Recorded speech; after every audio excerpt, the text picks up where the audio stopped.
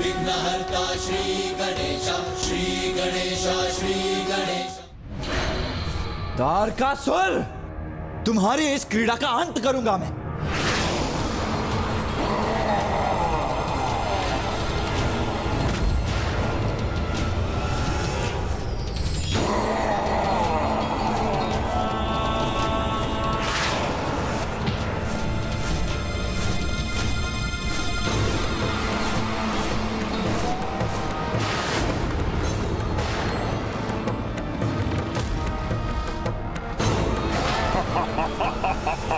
आओ कुमार कार्तिकेय, तुम भी मेरे साथ उड़ान भरने का आनंद लो।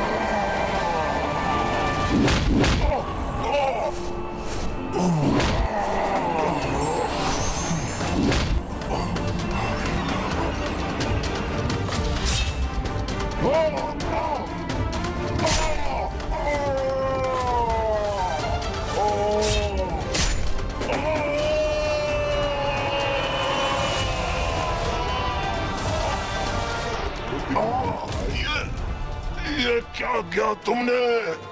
मैं गिर रहा हूँ।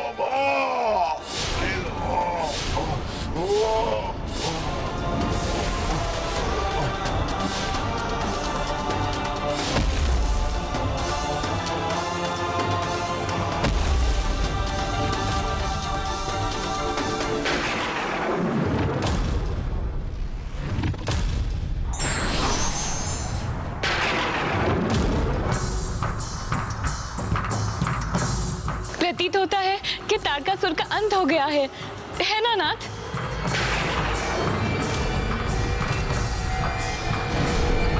कुमार कार्तिकेय,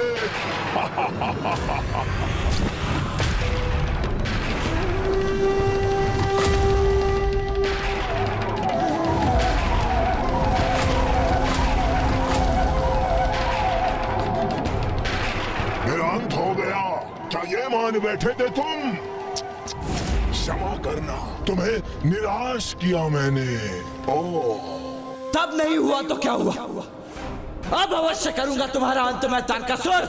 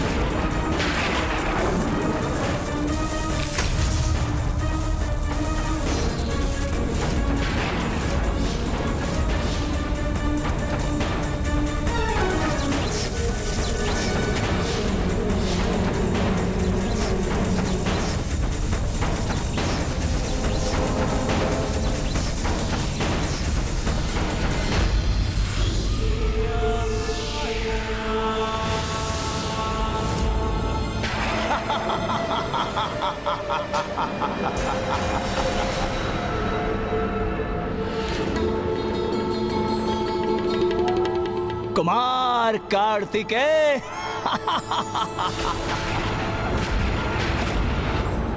तुम समझते क्यों नहीं कि मेरा अंत असंभव है?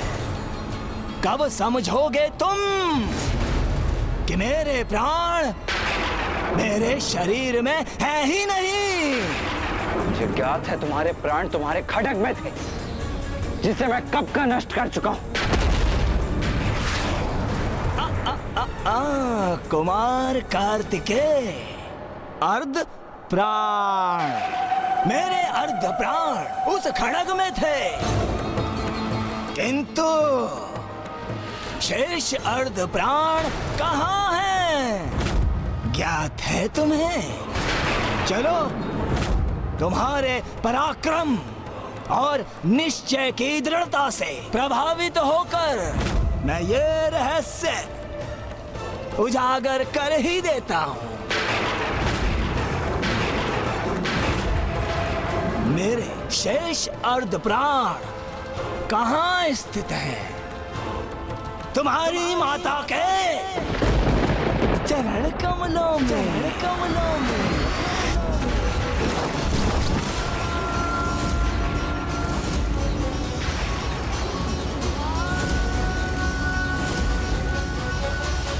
क्या हुआ?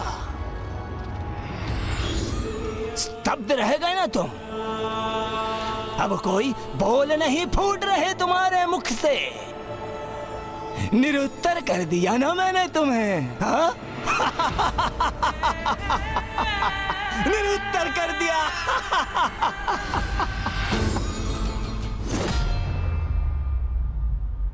मेरा वध करना चाहते हो ना तुम? तो अपनी माता के चरण कमल को विलग कर सकोगे उनसे? कहो, ऐसा कर सकोगे? अपनी माता के चरण कमल को उनसे विलग कर सकोगे?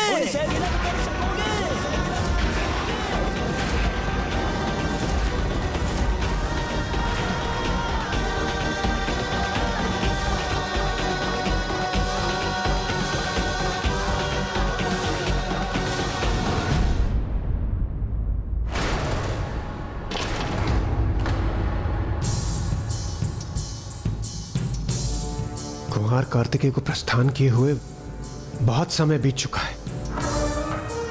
क्या हुआ होगा वहां? हाँ इंद्रदेव,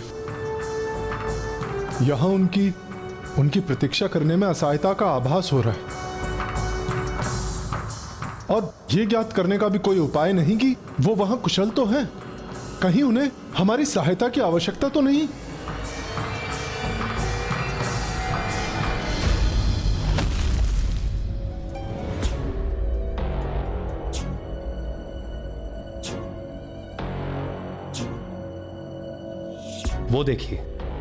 वो देखिए कुमार कार्तिकेय आ रहे हैं। लौट आए वो कुमार कार्तिकेय।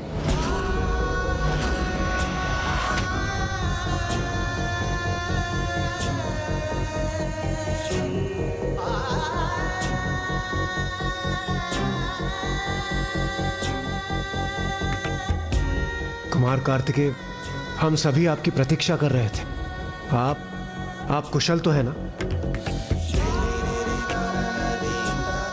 बताइए ना कुमार कार्तिकेय, क्या हुआ वहां? आप ताड़कासुर की पूजा रोक सके? उसका वध किया आपने? ये कैसा अनुचित प्रश्न पूछ रहे हैं आप वरुण देव? यदि कुमार कार्तिकेय लौट कर आए हैं तो अवश्य ही उन्होंने ताड़कासुर का वध कर दिया होगा।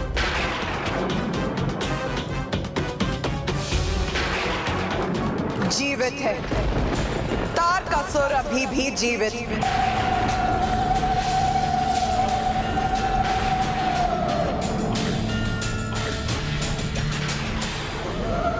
ये क्या कह रही है माता? और ये कैसे संभव है? कुमार कार्तिकेय, ताड़कासुर अभी भी जीवित है ना?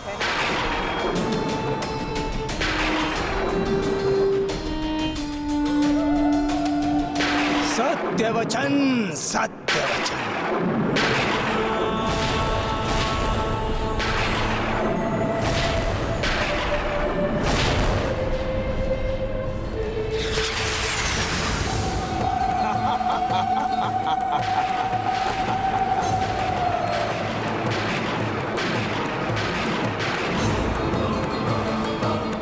मैंने कहा था मैं जीवित रहूंगा, और देखो तुम सभी के समक्ष जीवित हूं मैं, और सदैव जीवित रहूंगा। स्मरण रहे।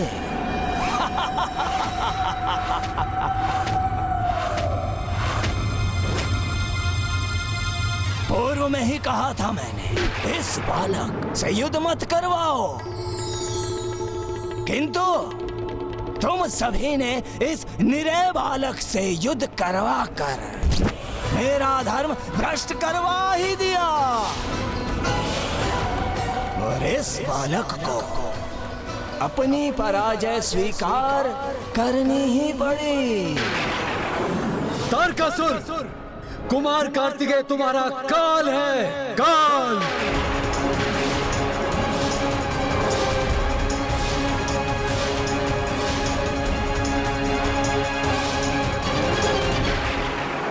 कुमार कार्तिकेय, कोई क्षति नहीं पहुंचा सकता मुझे। मेरे शेष प्राण कहाँ स्थित हैं, ये ज्ञात होने पर भी तुम कोई क्षति नहीं पहुंचा सकोगे मुझे, क्योंकि तुम्हारी भावुकता ही तुम्हारी दुर्बलता है। किंतु मैं क्रूर कुटिल असुर विजयी होकर ये प्रमाणित कर दूंगा कि निरे बालक ही हो तुम। कोई बात नहीं, एक अंतिम अवसर देता हूं मैं तुम्हें, जाकर मेरे शेष प्राण नष्ट करो, अन्यथा शोणितपुर के उत्तर में स्थित स्वर्ण सरोवर के तट पर आकर मेरे द्वारा अपने अंत के लिए तैयार हो जाओ। इन देवताओं के समक्ष तुम्हारा अंत करने में मुझे अत्यंत आनंद आएगा। अत्यंत आनंद आएगा।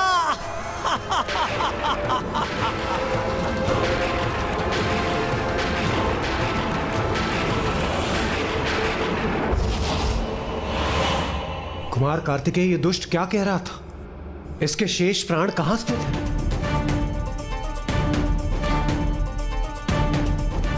हाँ कुमार कार्तिकेय, बताइए ना।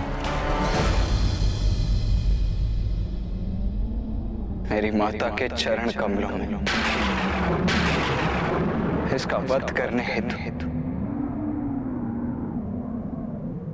मुझे उनके चरण कमलों को उनके तन से विलग करना होगा।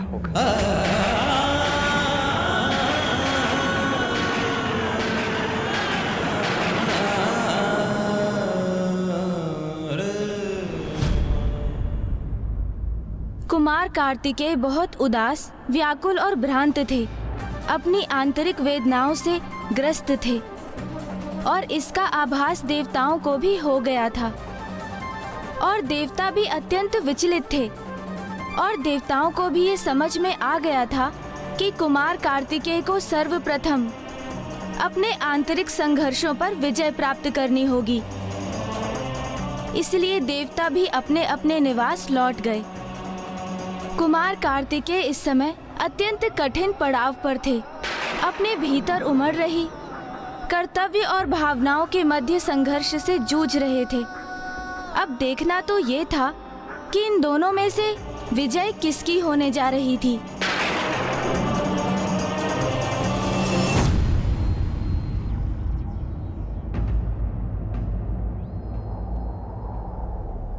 मेरे शेष अर्धप्राण कहाँ स्थित है? तुम्हारी माता के चरण कमलों में। अपनी माता के चरण कमल को मिलग कर सकोगे उनसे?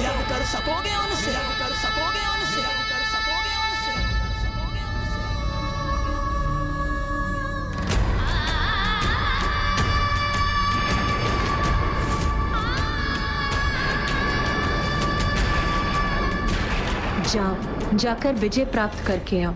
कुमार कार्तिकेय की, कुमार कार्तिकेय की, कुमार कार्तिकेय की, कुमार कार्तिकेय की, कुमार कार्तिकेय की, कुमार कार्तिकेय की, कुमार कार्तिकेय की। पुत्र जिसमें मेरी समस्त शक्ति समाहित है, मेरी शक्ति का प्रतीक मेरा दंड सदा तुम्हारे साथ रहेगा। और इस प्रकार मैं भी सदा तुम्हारे साथ बनी रहूंगी।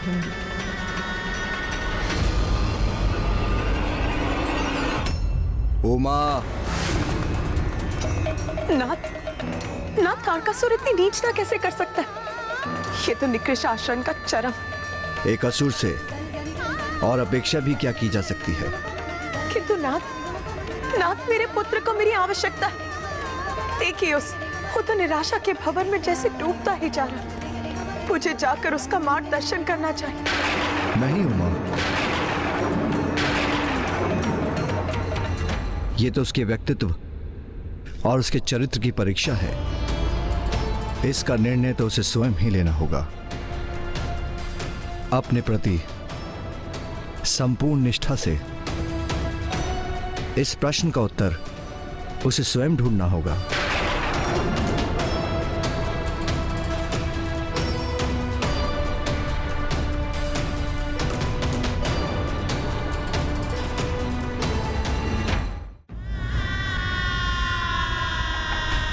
दोष मेरा ही। श्री महागणपति जी ने मुझे बताने का प्रयास किया था, किंतु मैंने ही उनके पूर्ण कथन का श्रवण नहीं किया। उचित तो यही होगा कि उस खड़ग को प्राप्त कर उसे नष्ट करने का तुम्हारा मुख्य उद्देश्य तारकासुर से छिपा ही रहे। और उचित सर्वप्रथम हम उस खड़ग को ही ढूंढेंगे। और अब ये कैसी दुविधा में उलझ गया हूं मैं। अब इसे कैसे सुलझाऊं मैं? क्या करूं मैं?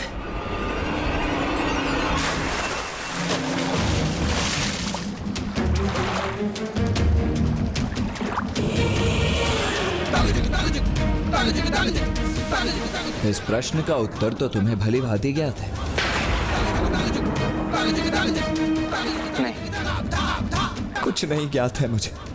एक पुत्र अपनी माता को कष्ट कैसे पहुंचा सकता है?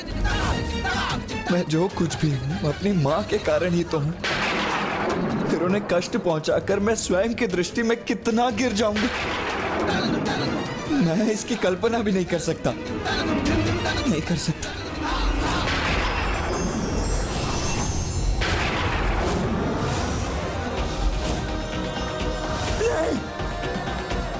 मैं ये सोच भी नहीं सकता। तुम देव सेनापति हो, मैं अपनी माता का पुत्र हूं। तुम महादेव पुत्र हो, जिसका जन्म एक विशेष प्रयोजन से हुआ है। तारकासुर का वध तुम्हारे जीवन का उद्देश्य है, और उसी तारकासुर के वध हेतु मुझे अपनी ही माता को आहत करना होगा। उनके चरण कमलों को उनसे विलग करना होगा। ये युद्ध है, और युद्ध में तो ऐसे ही भीषण परिणाम होते हैं देव सेनापति कुमार कार्तिकेय। नहीं, मेरी माँ उस भीषण परिणाम का भाग नहीं होंगी। मैं अपनी माँ का कोई अहित नहीं होने दूंगा। स्मरण करो, परशुराम जी ने अपने पिता के आदेश पर अपनी माता के शीश को उनके तन से विलग कर दिया था। अपनी भावनाओं को परे रख उन्होंने अपने पुत्र होने के कर्तव्य को निभाया था। और आज देव सेनापति होने के नाते यही तुम्हारा कर्तव्य है। जिन चरण कमलों में संतान का सुख बसता है, जो चरण कमल संसार को तारते हैं, मैं उन्हें कोई क्षति कैसे पहुंचा सकता हूं? एक ओर तुम्हारी माता है और दूसरी ओर समस्त संसार, जिसे तारकासुर ने आतंकित कर रखा है। क्या अपनी माता को कष्ट से रक्षित करने हेतु तुम संपूर्ण संसार को कष्ट में डाल दोगे?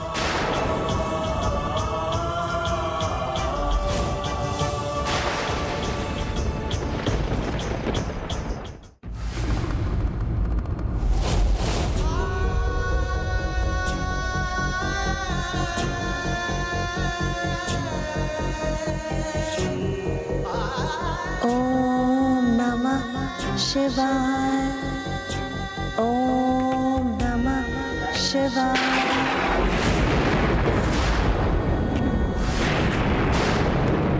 ओम नमः शिवाय। ओम नमः शिवाय।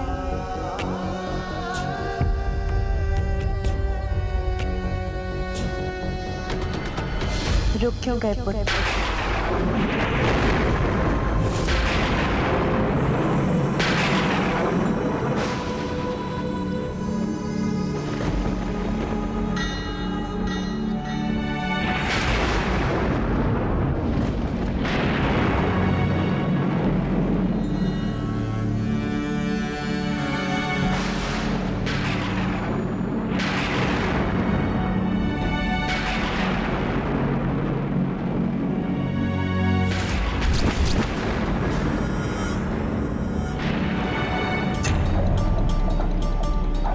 तुम्हारे यहाँ आगमन का कारण ज्ञात है मुझे।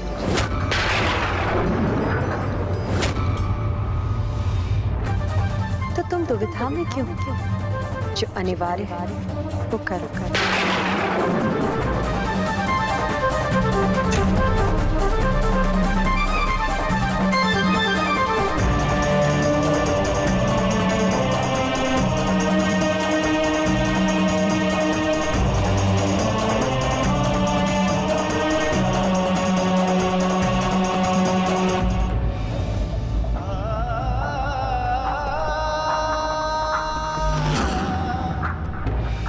मेरे शेष अर्धप्राण कहाँ स्थित है? तुम्हारी माता के चरण कमलों में।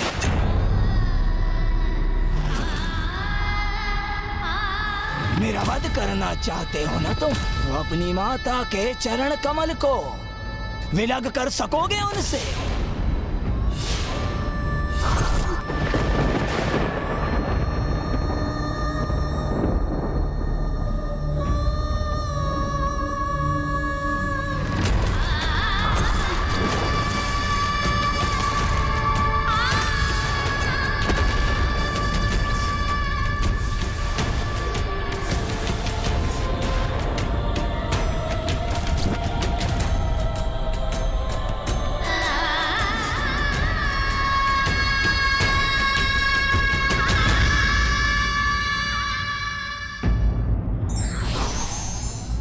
धर्म कठिन परीक्षा लेता है।